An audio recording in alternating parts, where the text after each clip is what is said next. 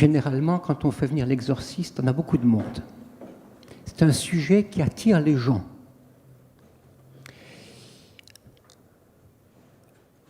Vous allez mourir, et moi aussi. Vous allez vivre du mieux possible. La question du diable n'est pas réservée à la question de la confession religieuse, catholique ou ce que vous voulez. C'est une réalité qui existe de partout parce que d'abord, il y a la peur. Les gens ont peur. Et quand on a peur, on croit en tout ce qui passe et on est prêt à faire n'importe quoi. Dans l'Église catholique, c'est bien sûr les Écritures. Dans l'Église catholique, nous ne sommes pas les seuls êtres intelligents. Vous avez parlé de l'intelligence artificielle, l'intelligence contemporaine, l'intelligence dans les médias ou ailleurs. Si vous avez fait HEC, vous devez bien savoir qu'on peut faire ce que l'on veut avec qui que ce soit. Il suffit de le décider et je peux emmener monsieur là où je veux, si je le veux, du moment que j'applique la règle du diable. Il y a une règle systématique qui marche à tous les coups. Première étape, suggestion. Pour créer ensuite une délectation, et une fois qu'on passe de la suggestion à la délectation, c'est foutu, c'est hormonal. Et on obtient ce que l'on veut, on obtient le consentement. Une bonne affiche publicitaire a ces 3 éléments. Un bon commercial a ces 3 éléments. Les curés fonctionnent différemment. Commandement, confiance, obéissance, joie. Donc, pour vous dire que le démon, chez nous, c'est une intelligence. Donc, si le mal est logique, il est donc intelligent, donc c'est qu'il y a quelqu'un. Et plus intelligent que moi. Donc, on ne se propose pas de s'affronter à lui, car on sera perdant. Je prends des exemples. Si vous voulez faire manger du sucre en poudre à quelqu'un, c'est quand même pas très excitant. Il faut toujours utiliser, par exemple, en haut, toujours le haut. Après à droite, après à gauche, sur l'affiche et en rond. Béguincé. Vous ne dites même plus de quoi il s'agit. Vous pouvez dire Hermès, vous pouvez dire Lacoste. Tout de suite, vous êtes déjà en délectation. Mercedes-Benz, vous serez en délectation. iPhone, vous serez en délectation. On ne dit même plus le nom du produit. En dessous, béguincé. Sur fond jaune, écrit en rouge. Car chez les scouts, on sait très bien qu'entre la confiture jaune et la confiture rouge, c'est la rouge qui part le premier. La jaune restera. Béguincé, sucre en poudre. Avec quoi va-t-on vous faire avaler du sucre en poudre? L'alcool, on va vous le servir dans des beaux flacons. Il faut du chic, il faut du riche, il faut du fier, il faut du noble, il faut une coupe en cristal. Et avec quoi allez-vous manger du sucre en poudre? Avec du chic, du fort, avec des fraises, mais avec des framboises. Et il faut faire baver les 5 sens. La délectation, c'est avec les 5 sens. L'ouïe, la vue, l'odorat, le goût, le toucher. Les 5 portes pour le diable. C'est la tentation que vous décrivez, c'est bien ça? La tentation, oui. On peut passer, après, les 3 modes du diable peuvent être tentation, obsession ou possession. Mais c'est logique. À la fin, vous verrez à côté du pot de framboise une petite feuille de menthe verte. Une feuille de menthe verte. Et à côté, un pot de yaourt vide avec la cuillère dedans. T'es le dernier, dépêche-toi. Il n'y a plus que toi qui n'as pas mangé. De toute façon, on peut faire ce que l'on veut avec qui l'on veut. Il suffit simplement de s'en donner la peine et de trouver la faille. Bien. Est-ce le diable ou est-ce nous? N'est-ce pas en nous tout ça? D'accord. Donc, Même sans le diable, indépendamment de nous. On peut revenir au père des Jésuites, au général des Jésuites, qui nous a fait une émeute récemment en déclarant Urbi et Orbi que le démon est un symbole. Voilà. Donc grand débat dans l'Église, grand débat actuel, non? Non, petit débat. Pas dans l'Église, mais on a dû passer un peu dans les médias pour un peu rappeler les choses. Dans l'Écriture sainte, vous avez donc le problème du bien et le problème du mal. Si vous mettez le bien et le mal à parité, vous devenez manichéen. Absolument. C'est-à-dire c'est une secte, une hérésie, dont relèvent les cathares, les albigeois et d'autres sectes. Les bogomiles. Voilà. Oui, j'ai dû chercher votre nom. Bien. Donc, toujours est-il, nous croyons à l'existence donc d'êtres invisibles qu'on appelle les anges. Vous y croyez, vous n'y croyez pas. Vous les remplacerez par quelque chose d'autre. Les anges, nous ne sommes pas les seules créatures créées. Parmi les anges, il y a les anges tous créés bons, tout a été créé bon. Mais comme ce sont des créatures, ils avaient une vocation. Et à partir du moment où ils n'accomplissent plus leur vocation dans l'ordre de leur destination, ils s'opposent et donc ils perdent ce qu'ils sont, puisqu'ils ne sont plus ce à quoi ils sont affectés. Et en cela, les anges ont donc déchu. Ça s'appelle le péché des anges. Quel est-il ? Oh, je ne servirai pas le projet divin. Et le projet divin relève de l'ordre de la création et de l'ordre de l'adoration. Le Satan qu'on appelle Lucifer, nous en avons donc des exemples et ont été possédés pas seulement les pauvres gens pécheurs ou les gens qui auraient une vie désordonnée. La possession appartient aussi aux saints. Des saints ont été possédés, c'est-à-dire qu'ils perdent le contrôle de leurs décisions et même ils ont des gestes, des mouvements qui peuvent être dangereux pour eux. Donc, je reviens à mon papier. Diable, ça veut dire diabolos.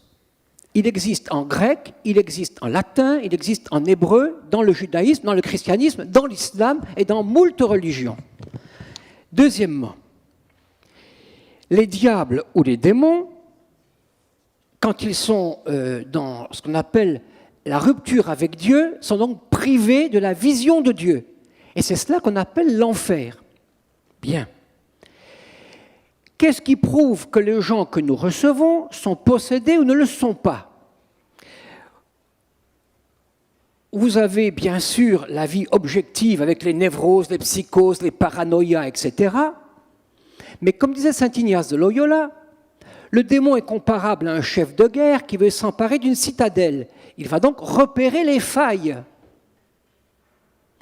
Il n'y a donc pas une séparation forcément étanche entre une névrose, une psychose ou une paranoïa. Mais il y a des signes objectifs pour le vérifier. Parce qu'il est plus intéressant d'aller voir l'exorciste que son psychiatre chez certains. Alors, on va y venir, si vous voulez, qui sont les gens qui viennent vous voir et pour quelles raisons et comment vous faites la distinction, effectivement, entre une dépression, parfois, simplement, ou une psychopathie et la possession. Mais pour rester un tout petit peu sur le diable d'un point de vue théologique, donc si je comprends bien, le diable n'existe pas, il existe les démons. Il y a plusieurs démons qui sont ces anges déchus, à qui l'histoire ou l'Inquisition, des prêtres, etc., ont donné des noms que sont Lucifer, que sont Astra. Les noms dans la Bible ne sont pas donnés par les prêtres, mais par la Bible. Vous avez... La Bible cite les démons, oui, tous. Il y a Asphodèle ou... Non. Ceux que nous connaissons au niveau de la rectitude des propos, pour ne pas tomber dans l'ésotérisme, qui rapporte 3 milliards à la balance commerciale française. Il y a le prince des démons, Lucifer, qui est le chef des démons. Donc Lucifer, c'est le chef. Il y a les anges qui l'ont suivi, et dans le livre de l'Apocalypse, les anges sont plus nombreux que les étoiles du ciel, on appelle ça les myriades. Il y a 1/3 des anges qui ont suivi Lucifer. 1/3 ? Oui. Voilà ce que il a une capacité... Le livre de l'Apocalypse. Ouais. Je cite le livre de l'Apocalypse selon saint Jean. Le prince des ténèbres, le prince de ce monde, le prince des anges, le séducteur, le menteur, l'antéchrist, Beelzéboul, Belzébuth, le grappin, Méphistophélès, etc., etc. On peut vous parler en abstrait comme ça. 1. La réalité des anges, oui ou non ? Regardez les tympans des cathédrales. Pensez-vous qu'il s'agisse là d'illumination de gens lettrés qui avaient un problème de dessin et de figuration dans leur imaginaire? Je ne le pense pas. Le démon, soit vous l'expérimentez et vous êtes en lien avec une intelligence, soit vous avez peur de lui. Ceux qui ont peur, eh bien, ils racontent tout ce qu'ils veulent. Ceux qui ont une intelligence, ils peuvent enfin exploiter la situation et s'en sortir. Et mon père, pourquoi Dieu tolère le démon? Ah ça, toute question qui commence par « Pourquoi » est un procès. Pourquoi, chérie, t'arrives si tard ce soir? Comment se fait-il, chérie, que t'arrives si tard ce soir? Merci, merci monsieur. Dieu a créé les choses bonnes. À partir du moment où il y a une liberté, ce qu'il a créé, il ne le reprendra pas. Donc le bon Dieu, c'est marqué sur son front « pigeon ». Ça, sachez-le. Le bon Dieu n'exige rien, il donne tout. Il perd. Donner égale perdre. Du moment qu'il a créé les anges, il ne peut plus les détruire. Donc ils sont là, et ils sont bien vivants. La volonté démoniaque, ce n'est pas simplement une volonté de détruire ce qui appartient à Dieu, c'est aussi une persévérance dans le mal, qui les détruit eux-mêmes. L'enfer, c'est aussi ça, c'est de persévérer dans sa position.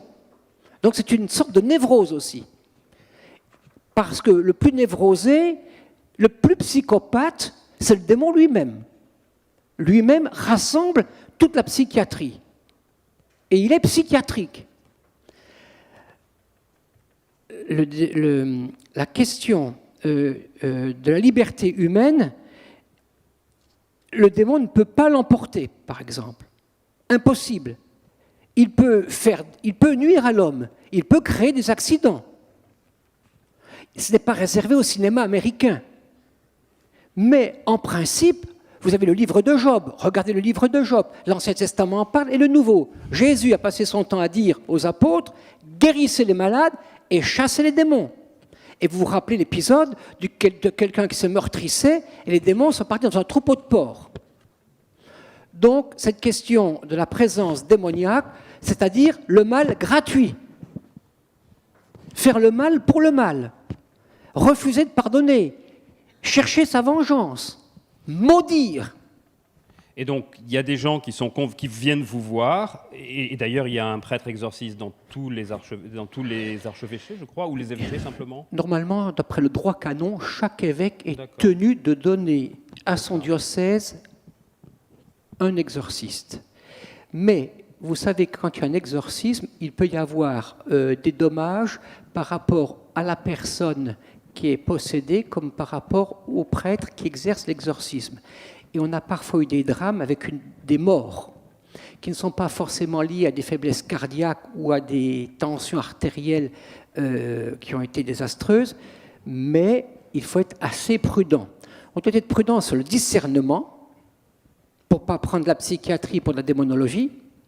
On ne doit pas basculer entre tout le démon partout ou la psychiatrie partout. Donc la question du discernement, le pape François en a beaucoup parlé.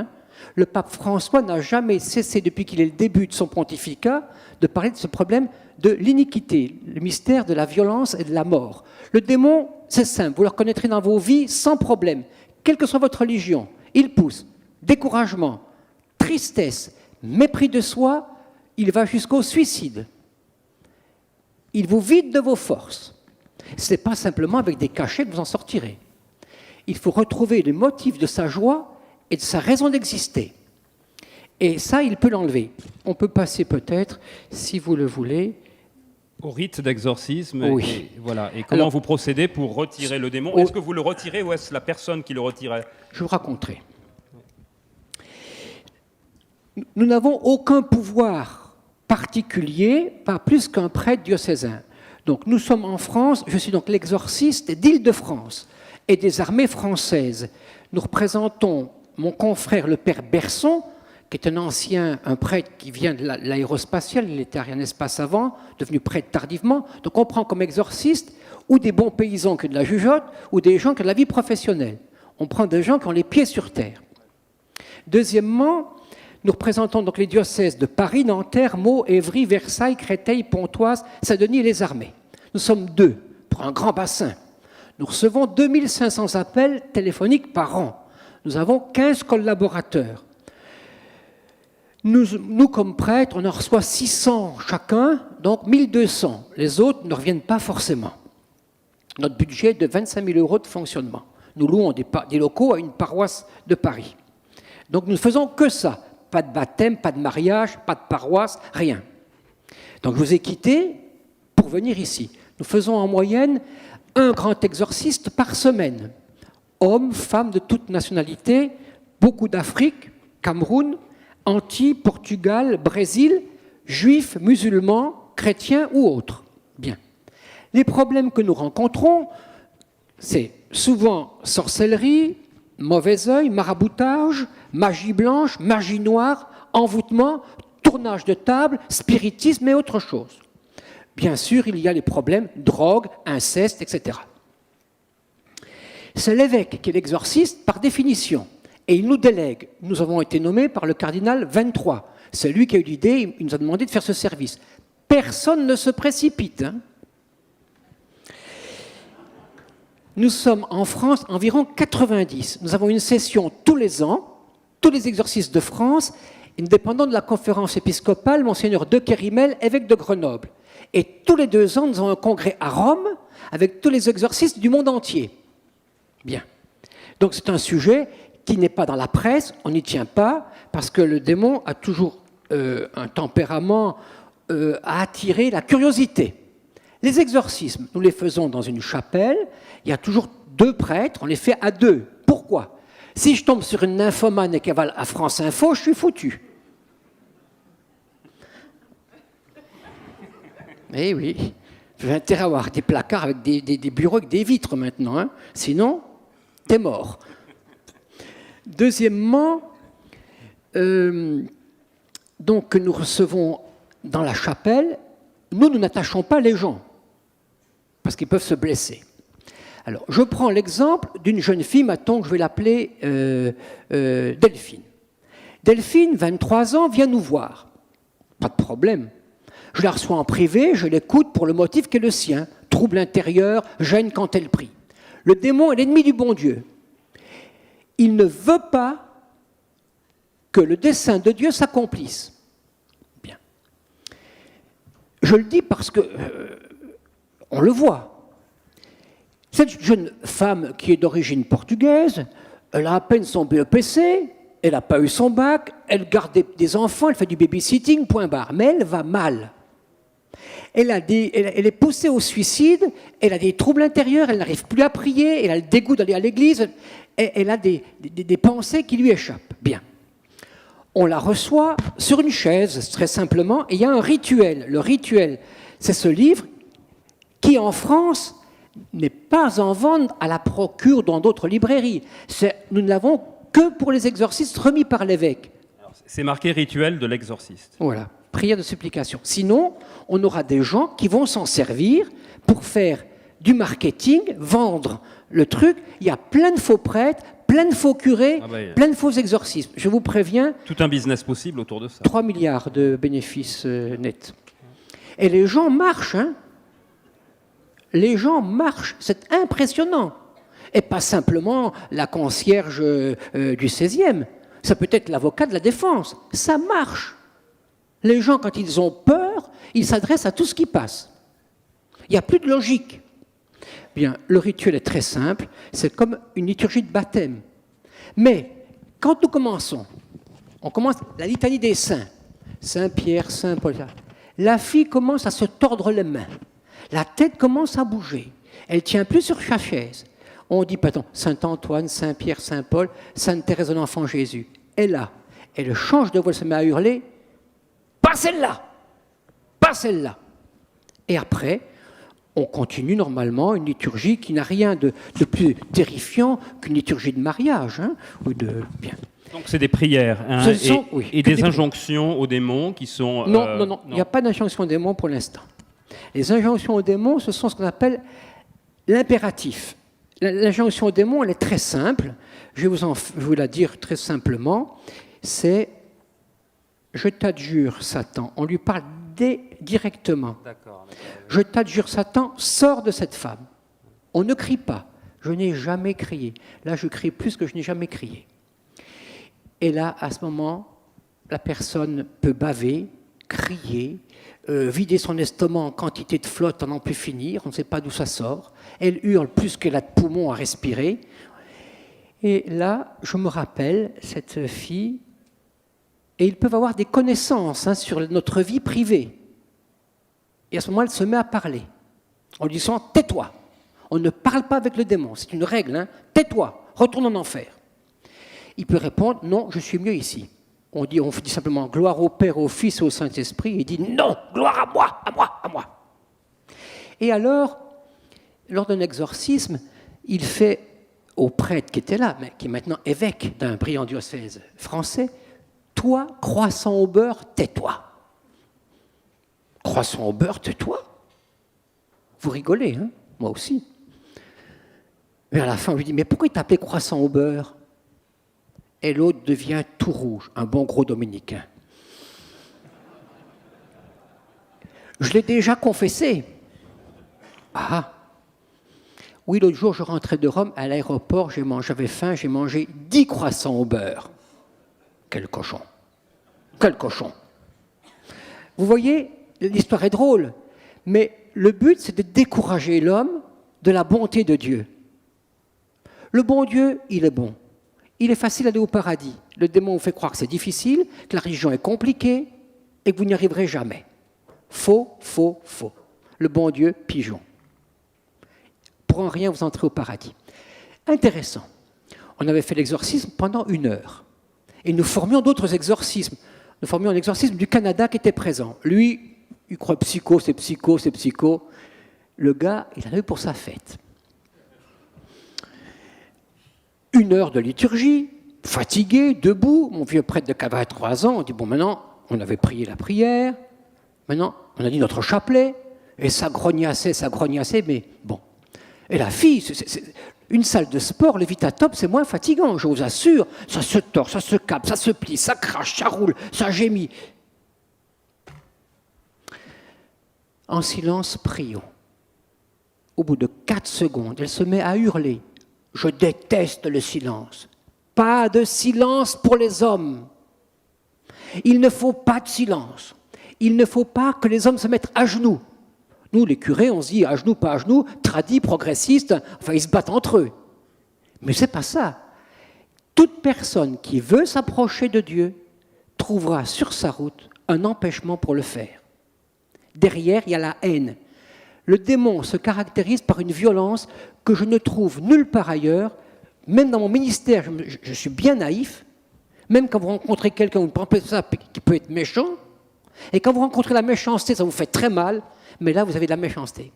Et là, il fait très bon prédicateur. Il connaît parfaitement l'évangile. Il fait le silence de Jésus devant Pilate, insupportable. Le silence de Jésus sur la croix m'a tué. Pas de silence. Et après, et cette vierge qu'il aimait, elle n'a même pas murmuré, elle ne murmurait même pas, cette vierge. Grossier, injurieux. Le murmure, vous savez ce que c'est? C'est vous, quand vous commencez à grognasser contre votre patron, contre votre staff, contre le temps, contre le président, contre les impôts. Alors les salariés de l'EBG, là, vous entendez? Hervé? Parce que derrière, il y a toujours un verset de l'Écriture. Tiens ton âme égale et silencieuse. Je passe. Cette fille, le démon, simplement, comment sait-on que quelqu'un est possédé? 1. Il change de voix. Une force surhumaine. Et comme on ne savait pas si ce n'était pas un peu hystérique, mon confrère qui avait été en ambassade à Amsterdam change de langue. Et on prend la prière en néerlandais. On lui dit, sors de cette femme. La fille a répondu couramment en néerlandais. Elle ne connaissait pas cette langue, elle ne l'a jamais appris. J'ai été terrorisé sur place. Ça, c'est encore un indice. Et des paroles de connaissance sur la vie même des personnes qui sont autour d'elle ou de lui.